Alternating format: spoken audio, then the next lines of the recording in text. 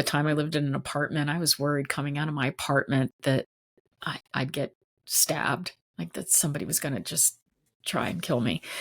I mean, it was irrational, but I had those thoughts a lot. And I one time received a package in the mail. It was an envelope, one of those manila envelopes, and I didn't recognize the return address. It didn't have a name, just an address. I didn't know what it was. It was handwritten address for me, and it felt like something in it, like a book maybe, uh, or a box. I didn't know. And I had this thought that, oh my God, what is this? What if this is like somebody sending me anthrax to kill me? And of course, you would think maybe I wouldn't open it, take it to the police or whatever. The police were not my friend. And I knew, like, that's crazy. I'm being crazy, right? I went to go open it, and then I got nervous again. Like, what if it's somebody who knows the families, you know? And so I'm sitting there. It's ridiculous now when I think back on it. I put gloves on.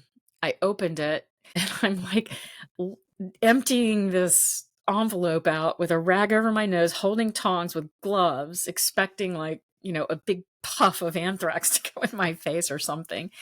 And in it was a handwritten piece of a yellow legal pad, something near and dear to my heart as a lawyer, the yellow one. And I held it with the tongs, fully expecting it to say, you just opened up a box of anthrax and you're going to die in the next 30 seconds or whatever.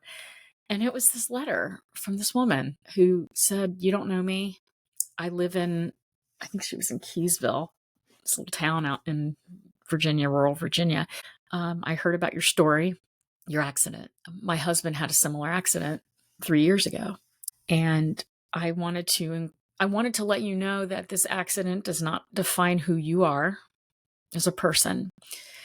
And some other things. And then she said, I'm enclosing a book that a friend of ours wrote about tragedy and trauma. And it helped my husband, and I enclose it in the hopes that it helps you. No, it's just funny. Then I went from 1 second of this person is going to try and murder me with anthrax. In my mind, that was my perception. And here it is, somebody showing me love that I didn't know. We can't make this stuff up. If you and I talking, we wouldn't be saying stuff. But it's such a metaphor. And talk about limiting beliefs that we think we're out here in a jungle, and how often life is giving us a gift and we think it's anthrax.